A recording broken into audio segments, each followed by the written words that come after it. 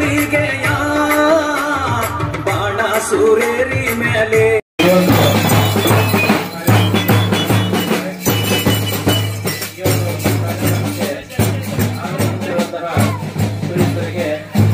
ಹೃದಯಪೂರ್ವಕವಾದ ಸ್ವಾಗತವನ್ನು ಕೋರ್ತಾ ಇದ್ದೇವೆ. ಎಲ್ಲ ಊರಿನ ಗಣ್ಯರು, ಶಿಕ್ಷಕ ವೃಂದದವರು, ಮಕ್ಕಳ ವಾದ್ಯಗೋಷ್ಠಿಯ ಮುಖಾಂತರವಾಗಿ ಈ ಒಂದು ಆಗರದ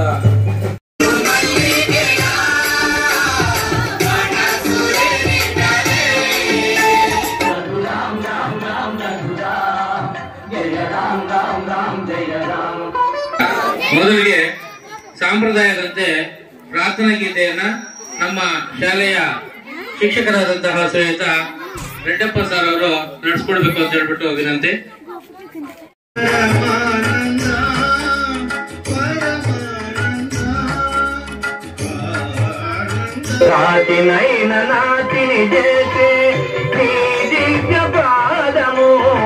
ಇಪ್ಪತ್ತೈದನೇ ಸಾಲಿನ ಕಾರ್ಯಕ್ರಮವನ್ನ ನಾವು ತುಂಬಾ ವಿಜೃಂಭಣೆಯನ್ನು ಆಚರಣೆ ಮಾಡಬೇಕು ಅಂತ ವಿಚಾರವನ್ನ ಇಟ್ಕೊಂಡು ನಮ್ಮ ಎಲ್ಲಾ ಗ್ರಾಮಸ್ಥರು ಮತ್ತು SDMC ಸದಸ್ಯರನ್ನ ಮೀಟ್ ಮಾಡಿ ಕಾರ್ಯಕ್ರಮ ಮಾಡಬೇಕು ಅಂತ ಹೇಳಿದಾಗ ಆಯ್ತು ಚೆನ್ನಾಗಿ ಮಾಡೋಣ ಅಂತ ಒಪ್ಕೊಂಡ್ರು. ಅದೇ ರೀತಿಯಾಗಿ ಅತಿ ಮುಖ್ಯವಾಗಿ ನಾವೆಲ್ಲ ಊರಿನ ಎಲ್ಲಾ ಪೋಷಕರು ಮಾತನಾಡಿ ನಮಗೆ ಒಬ್ಬ ಗುರುಗಳನ್ನ ನಮ್ಮ ಶಾಲೆ ಕರೆಸಬೇಕು ಅಂತ ತೀರ್ಮಾನ ತಗೊಂಡು ಅದೇ ರೀತಿಯಾಗಿ ಬಂಗಾರಪೇಟೆ ತಾಲೂಕಿನ ಪೂಜ್ಯ ಮುನೇಶ್ವರ ಸ್ವಾಮಿಗಳನ್ನ ಭೇಟಿ ಮಾಡಿದ್ವಿ. ದಯಮಾಡಿ ನಮ್ಮ ಬನಹಳ್ಳಿ ಗ್ರಾಮಕ್ಕೆ ತಾವು ಆಗಮಿಸಬೇಕು, ಕಾರ್ಯಕ್ರಮವನ್ನ ಯಶಸ್ವಿ ಮಾಡಿಕೊಡ್ಬೇಕು ಅಂತ ಹೇಳಿ ತಾವೆಲ್ಲರೂ ಹೋಗಿ ಅವರನ್ನ ಬೇಡ್ಕೊಂಡಾಗ ಅವರು ಒಳ್ಳೆಯ ಮನಸ್ಸಿನಿಂದ ನಾನು ಬರ್ತೀನಿ, ಬಡ ಮಕ್ಕಳಿರ್ತಕ್ಕಂಥ ಶಾಲೆಯನ್ನು ನಾನು ನೋಡ್ಬೇಕು, ಬರ್ತೀನಿ ಅಂತಕ್ಕಂಥ ಒಂದು ಮಾರ್ಗದರ್ಶನವನ್ನ ಕೊಟ್ಟು ಅವರು ನಮಗೆ ಈ ಒಂದು ಕಾರ್ಯಕ್ರಮದಲ್ಲಿ ಇವತ್ತು ಬಂದು ಭಾಗವಹಿಸಿದ್ದಾರೆ.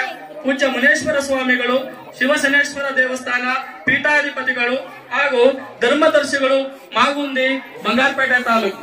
ಹಾಗಾಗಿ ಅವರು ಈ ಕಾರ್ಯಕ್ರಮದಲ್ಲಿ ಭಾಗವಹಿಸಿದ್ದಾರೆ. ಅವರಿಗೆ ನಮ್ಮೆಲ್ಲ ಪರವಾಗಿ ಎಲ್ಲ SDMC ಅವರ ಅಧ್ಯಕ್ಷರು, ಪದಾಧಿಕಾರಿಗಳು, ಗ್ರಾಮಸ್ಥರು, ಪಂಚಾಯಿತಿಯ ಸದಸ್ಯರು ಎಲ್ಲರೂ ಭಾಗವಹಿಸಿದಾರ. ನಮ್ಮೆಲ್ಲರ ಪರವಾಗಿ ಅವರಿಗೆ ಉತ್ಪೂರ್ವಕವಾಗಿರ್ತಕ್ಕಂಥ ಸ್ವಾಗತವನ್ನ ಬಯಸ್ತಾ ಇದ್ದೀವಿ.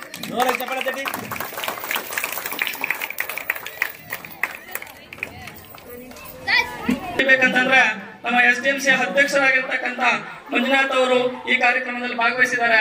ಅವ್ರಿಗೂ ನಮ್ಮೆಲ್ಲರ ಪರವಾಗಿ ಸ್ವಾಗತವನ್ನ ಬಯಸ್ತಾ ಇದ್ದೀವಿ.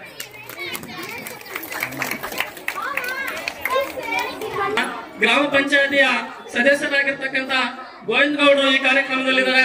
ಅವ್ರಿಗೂ ಸಹ ನಮ್ಮೆಲ್ಲರ ಪರವಾಗಿ ಉತ್ಪೂರ್ವಕವಾಗಿರ್ತಕ್ಕಂಥ ಸ್ವಾಗತವನ್ನ ಬಯಸ್ತಾ ಇದ್ದೀವಿ.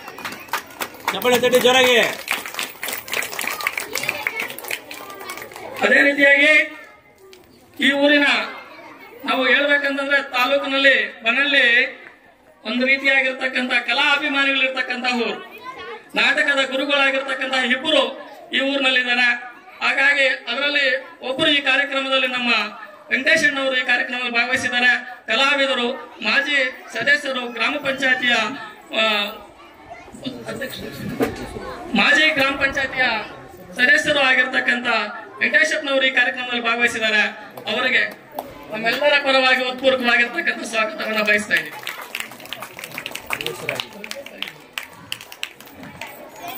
ಅದೇ ರೀತಿಯಾಗಿ ಈ ಗ್ರಾಮ ಪಂಚಾಯತಿಯ ಮತ್ತೊಬ್ಬ ಸದಸ್ಯರು ಬರಬೇಕಾಗಿತ್ತು, ಅವ್ರು ಬರುವಂತ ಹಾದಿಯಲ್ಲಿದ್ದಾರೆ. ಅವ್ರಿಗೂ ಸ್ವಾಗತವನ್ನ ಬಯಸ್ತಾ, ಜೊತೆಗೆ SDMCಯ ಸದಸ್ಯರಾಗಿರ್ತಕ್ಕಂಥ ಲವಕುಮಾರ್ ಅವರು ಈ ಕಾರ್ಯಕ್ರಮದಲ್ಲಿ ಭಾಗವಹಿಸಿದ್ದಾರೆ. ಅವ್ರಿಗೂ ಸ್ವಾಗತವನ್ನ ಬಯಸ್ತಾ ಇದ್ದೀವಿ. ರೀತಿಯಾಗಿ ಊರಿನ ಹಿರಿಯರು, ಯುವ ನಾಯಕರು ಆಗಿರ್ತಕ್ಕಂಥ BMT ವೆಂಕಟೇಶ್ ಅವರು ಈ ಕಾರ್ಯಕ್ರಮದಲ್ಲಿ ಭಾಗವಹಿಸಿದ್ದಾರೆ. ಅವ್ರಿಗೂ ನಮ್ಮೆಲ್ಲರ ಪರವಾಗಿ ಸ್ವಾಗತವನ್ನು ಬಯಸ್ತಾ ಇದ್ದೀವಿ. ಹಾಗೆ SDMC ಸದಸ್ಯರಾಗಿರ್ತಕ್ಕಂಥ ಮುರಳಿ ಅವರು ಈ ಕಾರ್ಯಕ್ರಮದಲ್ಲಿ ಭಾಗವಹಿಸಿದ್ದಾರೆ. ಅವ್ರಿಗೂ ಸ್ವಾಗತವನ್ನು ಬಯಸ್ತಾ ಇದ್ದೀವಿ. ಅದೇ ರೀತಿಯಾಗಿ ನಾರಾಯಣ ಸ್ವಾಮಿ ಅವರು ಈ ಕಾರ್ಯಕ್ರಮದಲ್ಲಿ ಭಾಗವಹಿಸಿದ್ದಾರೆ. ಅವ್ರಿಗೂ ನಮ್ಮೆಲ್ಲರ ಪರವಾಗಿ ಉತ್ಪೂರ್ವಕವಾಗಿರ್ತಕ್ಕಂಥ ಸ್ವಾಗತವನ್ನು ಬಯಸ್ತಾ ಇದ್ದೇವೆ. ಅದೇ ರೀತಿಯಾಗಿ ನಮಗೆ ಬಂಗಾರಪೇಟೆ ತಾಲೂಕಿಗೆ ಹೋಗುವಂತ ಸಂದರ್ಭದಲ್ಲಿ ನಮಗೆ ಹಾದಿಗಳು, ನಮಗೆ ಅದ್ರ ಬಗ್ಗೆ ಗೊತ್ತಿರಲಿಲ್ಲ, ಮಾಗೊಂದಿಗೆ ಹೋಗುವಂತ ದಾರಿ ಗೊತ್ತಿರಲಿಲ್ಲ.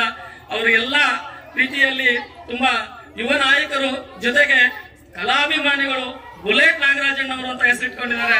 ತುಂಬಾ ಒಳ್ಳೆಯ ರೀತಿಯಲ್ಲಿ ನಮಗೆ ಅಭಿಮಾನವನ್ನು ಕೊಟ್ಟು ಈ ಕಾರ್ಯಕ್ರಮದಲ್ಲಿ ಭಾಗವಹಿಸಿದ್ದಾರೆ. ನಮ್ಮೆಲ್ಲರ ಪರವಾಗಿ ಉತ್ಪೂರ್ವವಾಗಿರ್ತಕ್ಕಂಥ ಸ್ವಾಗತವನ್ನು ಬಯಸ್ತಾ ಇದ್ದೀವಿ. ಪಾಗರಳ್ಳಿಯವರು ಅದೇ ರೀತಿಯಾಗಿ NSU ಅಧ್ಯಕ್ಷರಾಗಿರ್ತಕ್ಕಂಥ ಶ್ರೀಹರಿ ಅವರು ಈ ಕಾರ್ಯಕ್ರಮದಲ್ಲಿ ಭಾಗವಹಿಸಿದ್ದಾರೆ. ಅವ್ರಿಗೂ ನಮ್ಮೆಲ್ಲರ ಪರವಾಗಿ ಉತ್ಪೂರ್ವವಾಗಿರ್ತಕ್ಕಂಥ ಸ್ವಾಗತವನ್ನು ಬಯಸ್ತಾ ಇದ್ದೀನಿ. ಅದೇ ರೀತಿಯಾಗಿ ಉಪಾಧ್ಯಕ್ಷರಾಗಿರ್ತಕ್ಕಂಥ ರಾಜ್ಕುಮಾರ್ ಸರ್ ಅವರು ಈ ಕಾರ್ಯಕ್ರಮದಲ್ಲಿ ಭಾಗವಹಿಸಿದ್ದಾರೆ. ಅವ್ರಿಗೂ ನಮ್ಮೆಲ್ಲರ ಪರವಾಗಿ ಉತ್ಪೂರ್ವವಾಗಿರ್ತಕ್ಕಂಥ ಸ್ವಾಗತವನ್ನು ಬಯಸ್ತಾ ಇದ್ದೀನಿ. ಹಾಗೆಯೇ ವಿಜಯಶಾಂತಿ ಮೇಡಮ್ ಅವರು ಈ ಕಾರ್ಯಕ್ರಮದಲ್ಲಿದ್ದಾರೆ. ಅವ್ರಿಗೂ ಸ್ವಾಗತವನ್ನು ಬಯಸ್ತಾ ಇದ್ದೀನಿ.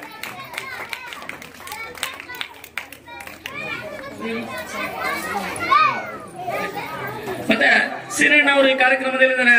ಅವ್ರಿಗೂ ಸ್ವಾಗತವನ್ನು ಬಯಸ್ತಾ ಇದ್ದೀನಿ.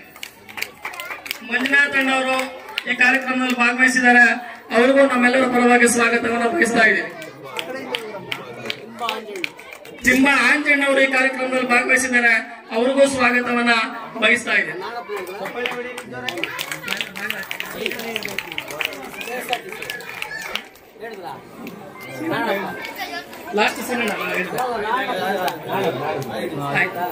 ಅವರು ಆಗಮಿಸಿದ್ದಾರೆ. ಅವ್ರಿಗೂ ಸ್ವಾಗತವನ್ನ ಬಯಸ್ತಾ ಇದೆ. ಹಾಗೆ ನರೇಂದ್ರ ಅವರು ಯುವ ನಾಯಕರು ಈ ಕಾರ್ಯಕ್ರಮದಲ್ಲಿ ಭಾಗವಹಿಸಿದ್ದಾರೆ. ಅವ್ರಿಗೂ ಸ್ವಾಗತವನ್ನ ಬಯಸ್ತಾ ಇದೆ. ಹಾಗೆ ಈ ಕಾರ್ಯಕ್ರಮ ವಿಜೃಂಭಣೆ ಆಗ್ಬೇಕು ಅನ್ನೋದಾದ್ರೆ ಪೋಷಕರು ತುಂಬಾ ಪಾತ್ರ. ನಿಜವಾಗ್ಲೂ 2-3 ವಾರಗಳಿಂದ ನಮ್ಮ ಮಕ್ಕಳನ್ನ ಕಾರ್ಯಕ್ರಮದಲ್ಲಿ ಭಾಗವಹಿಸಬೇಕು, ವಿಜೃಂಭಣೆಯಿಂದ ನಡೆಯಬೇಕು ಅಂತ ಎಲ್ಲ ಪೋಷಕ ವರ್ಗದವರು ಆಗಮಿಸಿದಾರ. ಎಲ್ಲ ಹಿರಿಯ ಮಹಿಳೆಯರಿಗೆ ಮತ್ತು ಪೋಷಕ ವರ್ಗದವರಿಗೆ ನನ್ನ ಉತ್ಪೂರ್ವವಾಗಿರ್ತಕ್ಕಂಥ ಸ್ವಾಗತವನ್ನ ನಮ್ಮೆಲ್ಲರ ಪರವಾಗಿ ಹೇಳ್ತಾ ಇದ್ದೀನಿ. ಹಾಗೆ ಎಲ್ಲ ಪುಟಾಣಿ ಮಕ್ಕಳು ಈ ಕಾರ್ಯಕ್ರಮದಲ್ಲಿ ಭಾಗವಹಿಸಿದ್ದಾರೆ. ಅವ್ರಿಗೂ ನಾನು ಸ್ವಾಗತವನ್ನ ಬಯಸ್ತೀನಿ. ಅದೇ ರೀತಿಯಾಗಿ ಎಲ್ಲ ನಮ್ಮ ಯುವ ನಾಯಕರು, ಯುವ ಹುಡುಗರು ಇದಕ್ಕೆ ಸಹಕರಿಸಿದ್ದಾರೆ. ಅವ್ರಿಗೆಲ್ರಿಗೂ ಸ್ವಾಗತವನ್ನ ಬಯಸ್ತೀನಿ. ಅದೇ ರೀತಿ ಮಾಧ್ಯಮ ಮಿತ್ರದವರು ಈ ಕಾರ್ಯಕ್ರಮದಲ್ಲಿ ಭಾಗವಹಿಸಿದ್ದಾರೆ. ಅವ್ರಿಗೂ ನಾನು ಸ್ವಾಗತವನ್ನ ಬಯಸ್ತೀನಿ. ಜೊತೆಗೆ ನಮ್ಮ ಎಲ್ಲ ಶಿಕ್ಷಕರು, ಈ ಒಂದು ಕಾರ್ಯಕ್ರಮ ವಿಜೃಂಭಣೆ ನಡೀಬೇಕಂತಂದ್ರೆ ಒಬ್ಬರಿಂದ ಈ ಕಾರ್ಯಕ್ರಮ ನಡೆಯೋದಿಲ್ಲ. ನನ್ನೆಲ್ಲ ಸಹಕ ಶಿಕ್ಷಕರು ನಾವೆಲ್ಲ ಒಂದೇ ರೀತಿಯಲ್ಲಿ ಮಾಡಬೇಕು ಸರ್, ಕಾರ್ಯಕ್ರಮ ಚೆನ್ನಾಗಿ ಆಗ್ಬೇಕು ಅಂತ ಮನಸ್ಸಿಟ್ಕೊಂಡು ಈ ಕಾರ್ಯಕ್ರಮ ನಮ್ಮ ಶಿಕ್ಷಕರ ಪಾತ್ರ ತುಂಬಾ ಇದೆ. ಅದೇ ರೀತಿ ಎಲ್ಲಾ ಪೋಷಕರದ್ದು ಪಾತ್ರ ಇದೆ. ತಾವೆಲ್ಲರೂ ಈ ಕಾರ್ಯಕ್ರಮದಲ್ಲಿ ಭಾಗವಹಿಸಿದ್ದೀರಾ. ತಮ್ಮೆಲ್ಲರಿಗೂ ನಾನು ವೈಯಕ್ತಿಕವಾಗಿ ಉತ್ಪೂರ್ವವಾಗಿರ್ತಕ್ಕಂಥ ಸ್ವಾಗತವನ್ನು ಬಯಸ್ತಾ ನನ್ನ ಸ್ವಾಗತ ಭಾಷಣವನ್ನು ಮುಗಿಸ್ತಾ ಇದ್ದೀನಿ. ಜೈ ಹಿಂದ್, ಜೈ ಕರ್ನಾಟಕ.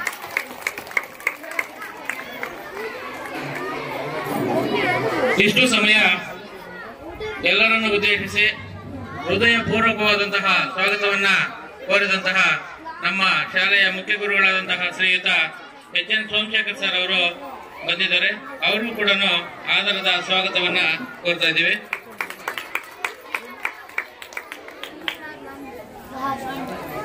ನಂತರದ ಕಾರ್ಯಕ್ರಮದಲ್ಲಿ ಕಾರ್ಯಕ್ರಮವನ್ನ ಪೂಜೆಯ ಮುಖಾಂತರವಾಗಿ ಉದ್ಘಾಟನೆ ಮಾಡಬೇಕು ಅಂತ ಹೇಳ್ಬಿಟ್ಟು ಸ್ವಾಮೀಜಿಗಳ ಒಂದು ವೃಂದದವರು ವೇದಿಕೆ ಮೇಲೆ ಇರುವಂತಹ ಎಲ್ಲರೂ ಸೇರಿ ಈ ಒಂದು ಕಾರ್ಯಕ್ರಮವನ್ನ ಉದ್ಘಾಟನೆ ಮಾಡಿಕೊಡ್ಬೇಕು ಅಂತ ಹೇಳ್ಬಿಟ್ಟು ಎಲ್ಲರಲ್ಲಿ ಹೃದಯಪೂರ್ವಕವಾದಂತಹ ವಿನಂತಿ ಮಾಡ್ಕೊಳ್ತಾ ಇದ್ದೀವಿ. ದಯವಿಟ್ಟು ಎಲ್ಲ ವೇದಿಕೆ ಮೇಲೆ ಇರುವಂತಹ ಎಲ್ಲರೂ ಕೂಡ ಸಾವಧಾನದಿಂದ ಉದ್ಘಾಟನೆ ಮಾಡಬೇಕು ಅಂತ ಹೇಳ್ಬಿಟ್ಟು ವಿನಂತಿ.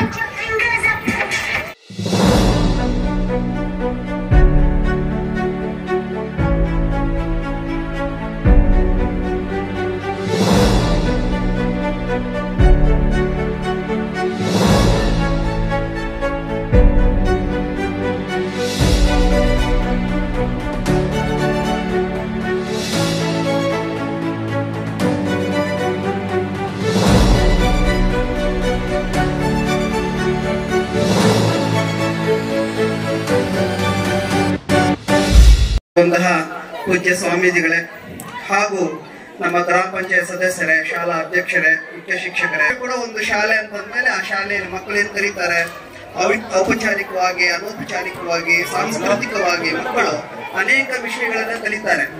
ಅದನ್ನ ವರ್ಷದ ಒಂದು ಸಾರಿ ಆ ಕಲಿತಂತ ಎಲ್ಲಾ ವಿಷಯಗಳನ್ನ ಒಂದು ಸತಿ ಅವರ ಪ್ರತಿಭೆಯನ್ನ ಹೊರಹಾಕುವಂತಹ ವೇದಿಕೆಯೇ ಶಾಲಾ ವಾರ್ಷಿಕೋತ್ಸವ. ಒಂದು ಶಾಲೆ ಅಂತಂದ್ರೆ ಒಬ್ಬ ವ್ಯಕ್ತಿಯ ಸಮಗ್ರವಾಗಿ ಅಭಿವೃದ್ಧಿ ಮಾಡುವಂಥದ್ದು. ಆ ಮಗು ಬರೀ ಶೈಕ್ಷಣಿಕವಾಗಿ ಮಾತ್ರ ಅಲ್ಲ, ಒಳ್ಳೆ ಸುಸಂಸ್ಕೃತ ವ್ಯಕ್ತಿಯಾಗಿ ಅವನು ಬೆಳಿಬೇಕು ಅಂತಂದ್ರೆ ಶಾಲೆ. ಹೀಗಾಗಿ ಆ ಶಾಲಾ ವಾರ್ಷಿಕೋತ್ಸವದಲ್ಲಿ ಎಲ್ಲ ಮಕ್ಕಳು ವರ್ಷ ಪೂರ್ತಿ ಕಲ್ತಿರುವಂತ ಅನೇಕ ವಿಷಯಗಳನ್ನ ಪ್ರದರ್ಶನವನ್ನು ಮಾಡ್ತಾರೆ. ಪ್ರತಿ ವರ್ಷ ಕೂಡ ಪ್ರತಿ ಅನೇಕ ಶಾಲೆಗಳಲ್ಲಿ ಕೂಡ ಆ ಮಕ್ಕಳು ಏನೇನು ಕಲಿತಾರೆ ಅನ್ನೋದನ್ನ ಒಂದು ಪ್ರದರ್ಶನ ಮಾಡುವಂಥದ್ದು. ಪೋಷಕರಿಗೂ ಕೂಡ ನಮ್ಮ ಮಕ್ಕಳು ಏನ್ ಕಲಿತಾರೆ, ಹೇಗಿದ್ದಾರೆ, ಆಟ ಪಾಠದ ಜೊತೆಗೆ ಬೇರೆ ವಿಷಯ ಕಲ್ತಿರ್ತಾರ, ನಾಟಕ ಕಲ್ತಿರ್ತಾರ, ಏನು ಮಂತ್ರ ಕಲ್ತಿರ್ತಾರ, ಡ್ಯಾನ್ಸ್ ಕಲ್ತಿರ್ತಾರ, ಎಲ್ಲ ಕುತೂಹಲ ಪೋಷಕರಿಗಿರುತ್ತೆ. ಅದನ್ನೆಲ್ಲವೂ ಕೂಡ ಪ್ರತಿ ವರ್ಷ ಪ್ರತಿ ಶಾಲೆಯವರು ಕೂಡ ಒಂದು ಶಾಲಾ ವಾರ್ಷಿಕೋತ್ಸವದಲ್ಲಿ ಹಮ್ಮಿಕೊಂಡಿರ್ತಾರೆ. ಒಂದು ಶಾಲೆ ಯಶಸ್ವಿ ಆಗ್ಬೇಕು ಅಂತಂದ್ರೆ ಸರ್ಕಾರ, ಪೋಷಕರು, ಶಿಕ್ಷಕರು, ಮಕ್ಕಳು, ಪೋಷಕರು ಹಾಗೂ ಸಮುದಾಯ, ಈ ಎಲ್ಲ ಸಮುದಾಯ ಸೇರಿದಾಗ ಸಣ್ಣ ಸಣ್ಣ ಮಗು ಕೂಡ ಬೆಳಿಬೇಕು, ಶೈಕ್ಷಣಿಕವಾಗಿ ಬೆಳಿಬೇಕು. ಆ ಮಗುವಿನಿಂದ ದೇಶಕ್ಕಾಗಿ ಒಂದು ಕೊಡುಗೆ ಸಿಗ್ಬೇಕು, ಒಬ್ಬ ದೊಡ್ಡ ಒಳ್ಳೆ ಪ್ರಜೆ ಆಗ್ಬೇಕು ಅಂದ್ರೆ ಇಡೀ ಸಮುದಾಯದ ಒಂದು ಪರಿಶ್ರಮ.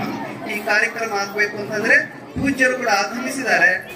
ಅವರು ನಮ್ಮ ಭಾರತ ಅಂತಂದ್ರೆ ತ್ಯಾಗದ ಸ್ವರೂಪ. ಭಾರತ ಅಂತಂದ್ರೆ ವಿಜ್ಞಾನ, ತಂತ್ರಜ್ಞಾನ, ಆರ್ಥಿಕ, ರಾಜಕೀಯ ಏನೇ ಇದ್ರೂ ಕೂಡ ಮೊದಲನೇ ಸ್ಥಾನ ಕೊಡೋದು ಪೂಜ್ಯರಿಗೆ, ಸಂತರಿಗೆ ಮಾತ್ರ. ಕಳೆದ ತಿಂಗಳು ನಾವು 45 ದಿನ ನೋಡಿದ್ವಿ ಪ್ರಯಾಗ ನಡೆದಂತಲ್ಲಿ. ಇಡೀ ಪ್ರಪಂಚದ ಜನ ಬಂದಿದ್ರು. ಸುಮಾರು 63 ಕೋಟಿ ಜನ ಪ್ರಯಾಗಕ್ಕೆ ಹೋದ್ರು. ಯಾಕೆ ಅಂತಂದ್ರೆ ಬರೀ ನೀರಲ್ಲಿ ಸ್ನಾನ ಮಾಡ್ಲಿಕ್ಕಲ್ಲ, ಅನೇಕ ಯೋಗಿಗಳು, ಸಂತರು, ತ್ಯಾಗಿಗಳು, ತಪಸ್ವಿಗಳೆಲ್ಲ ಬಂದಿದ್ರು. ಅವನ್ನೆಲ್ಲ ನೋಡ್ಬೇಕು ಅಂತ ಹೇಳಿ. ಹೀಗಾಗಿ ಜಗತ್ತು ಭಾರತಕ್ಕೆ ಗೌರವ ಕೊಡುತ್ತೆ. ಭಾರತ ಅಂದ್ರೆ ತ್ಯಾಗ, ಭಾರತ ಅಂತಂದ್ರೆ ಇನ್ನೊಬ್ಬರಿಗೋಸ್ಕರ ಬದುಕುವಂಥದ್ದು, ಭಾರತ ಅಂತಂದ್ರೆ ವಿಶ್ವಗುರು, ಜ್ಞಾನಕ್ಕೆ ಹೆಸರುವಾಸಿ ಅಂತೇಳಿ. ಹೀಗೆ ಅಂತ ಸ್ವಾಮೀಜಿಗಳು ಕೂಡ ಬಂದಿದ್ದಾರೆ, ಸಾನ್ನಿಧ್ಯವನ್ನು ವಹಿಸಿದ್ದಾರೆ. ಅವರು ಕೂಡ ಕೆಲವೊಂದು ಆಶೀರ್ವಚನ ಕೂಡ ನಾವು ಕೊಡ್ಬೋದು. ಅದೆಲ್ಲ ನಮ್ಮೆಲ್ಲರ ಸೌಭಾಗ್ಯ ಅಂತ ಹೇಳ್ತಾ, ಅನೇಕ ಗಣ್ಯರು ಕೂಡ ಅವರವರ ಕೆಲಸಗಳಿದ್ದರೂ ಕೂಡ ನಮ್ಮ ಶಾಲಾ ವಾರ್ಷಿಕೋತ್ಸವ ಬರಬೇಕು, ಚೆನ್ನಾಗಾಗ್ಬೇಕು ಅಂತೇಳಿ ಮಕ್ಕಳಿಗಾಗಿ ಅನೇಕ ರೀತಿಯ ಕೊಡುಗೆಗಳನ್ನು ಕೂಡ ಕೊಟ್ಟಿರುವಂತವ್ರು. NSC ಅವರು ಕೂಡ ಕಳೆದ ತಿಂಗಳು ಬಂದಿದ್ರು ನಮ್ಮ ಶಾಲೆಗೆ. ಅನೇಕ ಮಕ್ಕಳಿಗೆ ಕಲಿಕೋಪಕರಣ ಕೊಟ್ಟರು, ಇಂಗ್ಲಿಷ್ ಅನ್ನು ಅಭಿವೃದ್ಧಿ ಪಡಿಸಿದ್ರು. ಎಲ್ಲರ ಆದ್ಯತೆ ಏನು ಅಂದ್ರೆ ಪ್ರತಿಯೊಂದು ಮಗು ಚೆನ್ನಾಗಿ ಓದಬೇಕು ಅಂತ ಹೇಳಿ. ಹೀಗಾಗಿ ಎಲ್ಲಾ ಮಕ್ಕಳು ಚೆನ್ನಾಗಿ ಓದಬೇಕು. ಪೋಷಕರು ಕೂಡ ನಮ್ಮ ಮನೆಗಳಲ್ಲಿ ಚೆನ್ನಾಗಿ ಓದಿಸಿದಾಗ ಪ್ರತಿಯೊಬ್ಬ ವ್ಯಕ್ತಿ ದೊಡ್ಡ ದೊಡ್ಡ ವ್ಯಕ್ತಿ ಆಗ್ತಾನೆ. ಸಿ ವಿ ರಾಮನ್ ಇರ್ಬೋದು, ಕಲಾಂ ಅವರು ಇರ್ಬೋದು, ಮೋದಿಯವರು ಇರ್ಬೋದು, ಐನ್ಸ್ಟೀನ್ ಇರ್ಬೋದು, ಎಲ್ಲ ವಿಜ್ಞಾನಿಗಳು ಕೂಡ ಆಗಿದ್ದು ಸಣ್ಣ ವಯಸ್ಸಿನ ಪರಿಶ್ರಮ ಪಟ್ರು. ಈಗಿದ್ದಂಗೆ ಎಲ್ಲಾ ಸೌಲಭ್ಯಗಳು ಇರ್ಲಿಲ್ಲ. ಕರೆಂಟ್ ಫೋನ್ ಕೆಳಗಡೆ ಓದಿದ್ರು ಅಂಬೇಡ್ಕರ್, ವಿಶ್ವೇಶ್ವರಯ್ಯವರೆಲ್ಲ ದೊಡ್ಡ ವ್ಯಕ್ತಿಗಳಾಗ್ಲಿಲ್ವಾ? ಅದಕ್ಕಿಂತ ಒಳ್ಳೆ ಸುಸಜ್ಜಿತವಾದ ಕಟ್ಟಡಗಳಿದೆ. ಇವತ್ತು ಒಳ್ಳೆ ಕಾರ್ಯಕ್ರಮ ಮಾಡ್ತೀವಿ, ಫ್ಯಾನ್ ಇದೆ, ಮಕ್ಕಳಿಗೆ ಡೆಸ್ಕ್ ಇದೆ. ಆದ್ರೂ ಕೂಡ ಚೆನ್ನಾಗಿ ಓದಬೇಕು ಅಂತಂದ್ರೆ ಪೋಷಕರು ಮಕ್ಕಳನ್ನು ಪ್ರತಿನಿತ್ಯ ಗಮನಿಸಬೇಕು. ಅವ್ರು ಹೇಗೆ ಓದ್ತಾ ಇದಾರೆ ಅಂತ ಗಮನಿಸಿದ್ರೆ ಎಲ್ಲಾ ಮಕ್ಕಳು ಚೆನ್ನಾಗಿ ಓದ್ತಾರೆ. ಎಲ್ಲಾ ದಾನಿಗಳು, ಸ್ವಾಮೀಜಿಗಳು, ಎಲ್ಲಾ ಕಾರ್ಯಕರ್ತರ ಪರಿಶ್ರಮ ಕೂಡ ಸಾರ್ಥಕ ಆಗುತ್ತೆ. ನಾವೆಲ್ಲರೂ ಕೂಡ ದಿಕ್ಕಲ್ಲಿ ಪರಿಶ್ರಮ ಹಾಕೋಣ. ಪ್ರತಿನಿತ್ಯ ಪೋಷಕರನ್ನ, ಮಕ್ಕಳನ್ನ ಗಮನಿಸೋಣ ಎಲ್ಲ ಪೋಷಕರು ಅಂತ ಹೇಳ್ತಾ, ಈ ಒಂದು ಶಾಲಾ ವಾರ್ಷಿಕೋತ್ಸವಕ್ಕೆ ತಾವೆಲ್ಲರೂ ಆಗಮಿಸಿದಿರಿ. ನಮ್ಮೆಲ್ಲರಿಗೂ ಸಂತೋಷ ಆಗಿದೆ. ಹೀಗಾಗಿ ಎಲ್ಲ ಮಕ್ಕಳ ಗುಣಾತ್ಮಕ ಶಿಕ್ಷಣದ ಕಡೆಗೆ ನಮ್ಮ ಶಾಲೆ ಪ್ರಯತ್ನ ಮಾಡುತ್ತೆ ಅಂತ ಹೇಳ್ತಾ ಮಾತಾಡ್ಲಿಕ್ಕೆ ಅವಕಾಶ ಕೊಟ್ಟಂತಹ ತಾವೆಲ್ಲರಿಗೂ ಹೊಂದಿಸ್ತಾ ನನ್ನ ಮಾತನ್ನು ಭೇಟಿ ಮಾಡಿ ನನ್ನನ್ನು ಸ್ವಾಗತಿಸಿದರು. ನಾನು ಮನಸ್ಫೂರ್ತಿಯಾಗಿ ಒಪ್ಪಿ ಈ ದಿವಸ ನಿಮ್ಮೆಲ್ಲ ನೋಡುವ ಭಾಗ್ಯ, ಬನ್ನಳ್ಳಿ ಊರು ಜನರ ಗಣ್ಯ ವ್ಯಕ್ತಿಗಳ ನೋಡುವ ಭಾಗ್ಯ ನನಗೆ ಸಿಕ್ಕಿದೆ. ಈ ಮಧ್ಯದಲ್ಲಿ ನನಗೆ ಈ ವಾರ್ಷಿಕೋತ್ಸವದ ಅಂಗವಾಗಿ ನಾನು ಉಪಾಧ್ಯಾಯರ ಹತ್ರ ಮಾತನಾಡಿದೆ.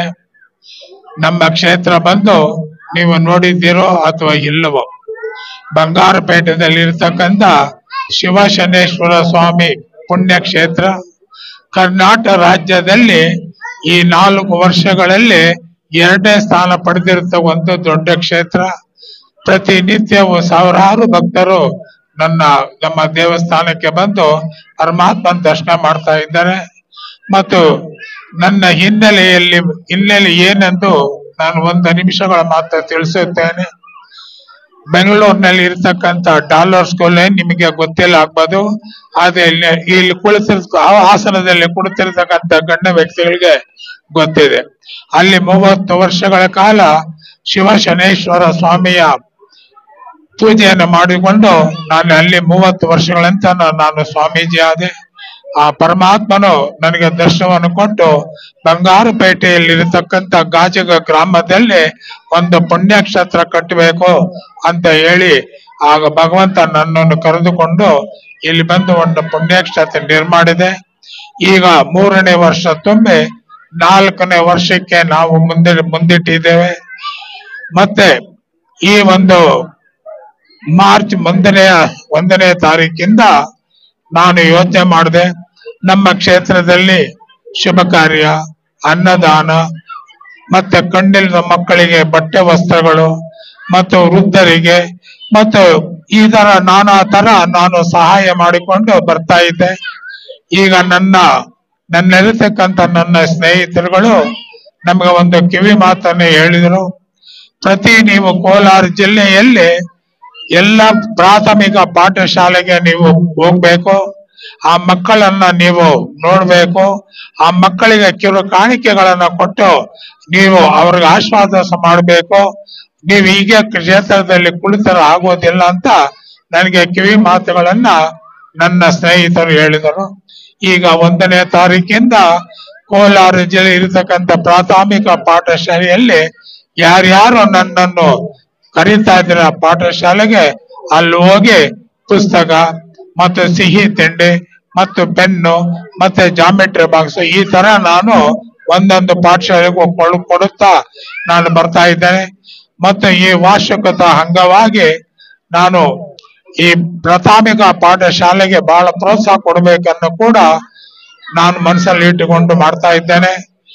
ಇದೇ ಬನ್ನಳ್ಳಿ ಅಂತ ಬನ್ನಳ್ಳಿ ಅಂತ ನಮ್ಮ ಕ್ಷೇತ್ರದಲ್ಲಿ 1 ಕಿಲೋಮೀಟರ್ ಅಲ್ಲಿ ಇರೋದು.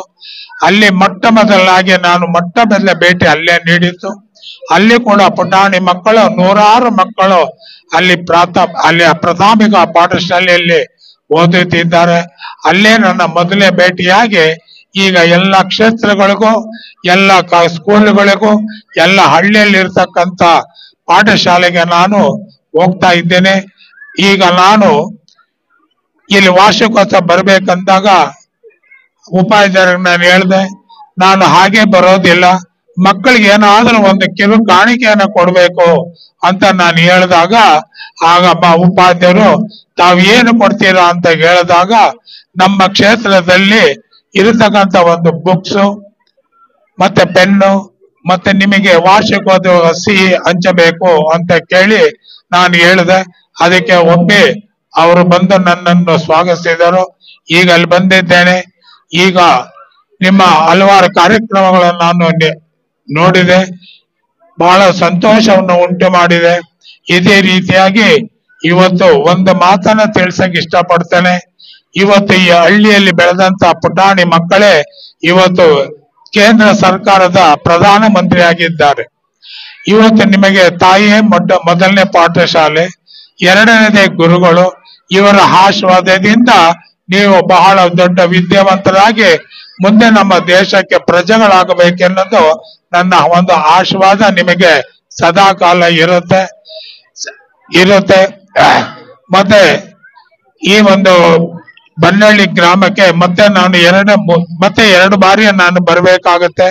ಈಗಾಗಲೇ ಶನೇಶ್ವರ ದೇವಸ್ಥಾನ ಮತ್ತೆ ಅರಣ್ಯ ಆಂಜನೇಯ ದೇವಸ್ಥಾನ ಕೂಡ ನನ್ನ ಸ್ವಾಗತಿಸಿದ್ದಾರೆ. ಅಲ್ಲಿ ಕೂಡ ನಾನು ಬರ್ತಾ ಇದ್ದೇನೆ. ಮತ್ತೆ ನಿಮ್ಮಲ್ಲಿ ಉಪಾಧ್ಯಾಯರ ಹತ್ರ ಒಂದು ಕಳಕಳಿ ಏನಂದ್ರೆ, ನೀವು ಈ ಮಕ್ಕಳ ಪಾಠಶಾಲೆಯ ಮಕ್ಕಳನ್ನು ನನ್ನ ಕ್ಷೇತ್ರಕ್ಕೆ ಕರ್ಕೊಂಡು ಬರಬೇಕು. ಅದಕ್ಕೆ ವ್ಯವಸ್ಥೆ ಏನಿದೆ ನಾನು ಮಾಡ್ತೇನೆ. ಅವರು ಕೂಡ ದೇವರ ದರ್ಶನ ಬರ್ಲಿ. ನಾವು ಯಾವ ರೀತಿ ಆ ಕ್ಷೇತ್ರವನ್ನ ನಾವು ನಿರ್ಮಾಣ ಮಾಡಿದ್ದೇನೆ, ಆ ಕ್ಷೇತ್ರಕ್ಕೆ ಭಕ್ತಾದಿಗಳು ಎಷ್ಟು ಜನ ಬರ್ತಾರೆ ನೋಡಿ ಆನಂದ ಪಡಲಿ. ಇವತ್ತು ಕೋಲಾರ ಜಿಲ್ಲೆಯಲ್ಲಿ ಪ್ರಥಮ ಬಾರಿ ಒಂದು ಪುಣ್ಯಕ್ಷೇತ್ರ ನಿರ್ಮಾಣವಾಗಿದೆ, ಬಹಳ ಸುಂದರವಾಗಿದೆ. ತಾವೆಲ್ಲ ನೋಡ್ಬೇಕಂತ ಹೇಳಿ ಈಗ ನನಗೆ ಕಾಲಾವಕಾಶ ಇಲ್ಲದ ಕಾರಣ ನಾನು ನಿಮಗೆ ಒಂದು ಸಣ್ಣ ಕಿರುಕಾಣಿಕೆಯನ್ನು ನೀಡಿ ನಾನು ಮುಂದಿನ ಪ್ರಯಾಣವನ್ನು ಮುಂದುವರಿಸ್ತೇನೆ ಅಂತ ಹೇಳಿ ತಮ್ಮೆಲ್ಲರೂ ಆಸ್ವಾದಿಸಿ ನನ್ನ ಭಾಷಣ ಮುಗಿಸ್ತಾ ಇದ್ದೇನೆ.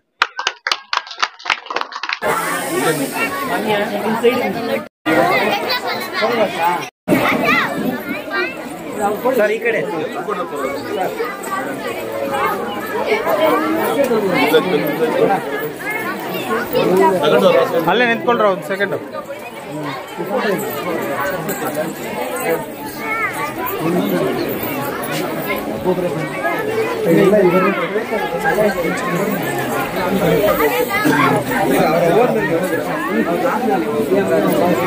ಒಬ್ಬರಾದ್ಮೇಲೆ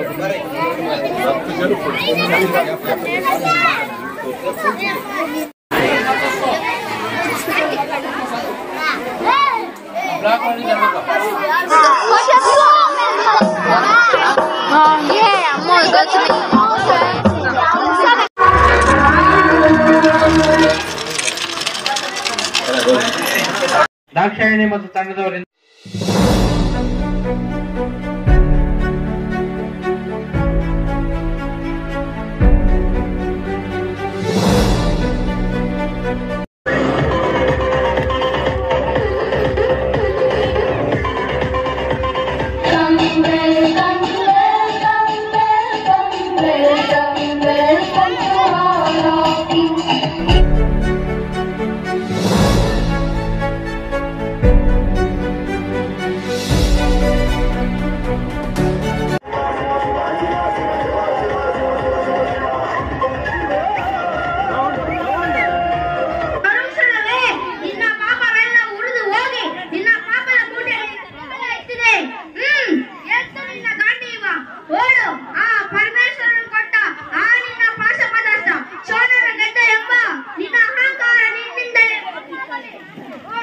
ಮದಾಂಧ ಅವರಿವರನ್ನು ಕೊಂದೆ ಎಂಬ ಅಹಂಕಾರದಿಂದ ಕೊಪ್ಪಿದ ಮೂರ್ಖ ಸ್ವರ್ಲೋಕಕ್ಕೆ ಸೋಪಾನ ಕಟ್ಟಿ ಮತ್ಸ್ಯೇಂದ್ರವನ್ನು ಭೇದಿಸಿ ರಣಾಂಗಣದಲ್ಲಿ ವೀರ ವಿಹಾರ ಮಾಡಿದ ಅರ್ಜುನನ ಭುಜಬಲದ ಪರಾಕ್ರಮ ನಿನಗೇನು ತಿಳಿದಿದೆಯೋ?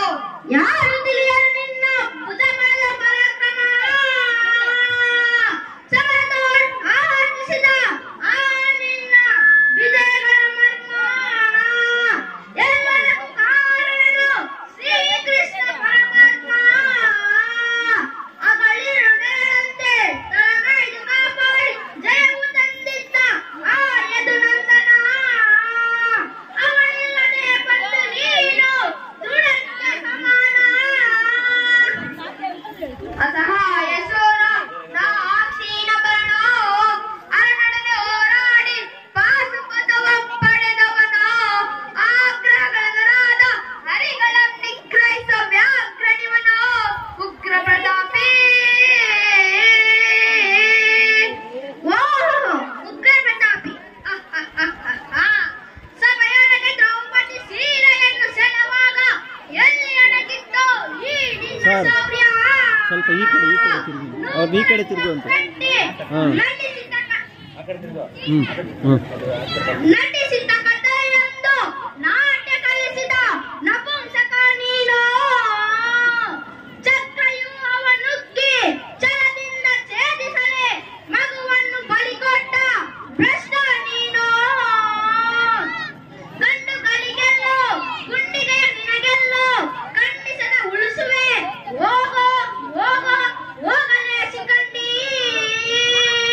ಬಳ ಬಳ ಶಿಖಂಡಿಯ ಗಡಿಗಳಿಗೆ ನುಡಿಯಬೇಡಲ ಗೋಣ. ಅಡ್ಡದ ಗುಂಡಿಗೆಯ ಖಂಡಿಸಿದರ ಚಂಡಿ ರೌತಣ ವೀವ ಹೀಗಾಂಡಿವಿ. ಗಂಡು ಗಲಿಗಂಡು ಉಗ್ಗಂಡ ಭೂಮಂಡಲ ದಳಕಂಡ ಕೀರ್ತಿ ಪ್ರಚಂಡ. ಚಂಡನೋ ಪ್ರಚಂಡನೋ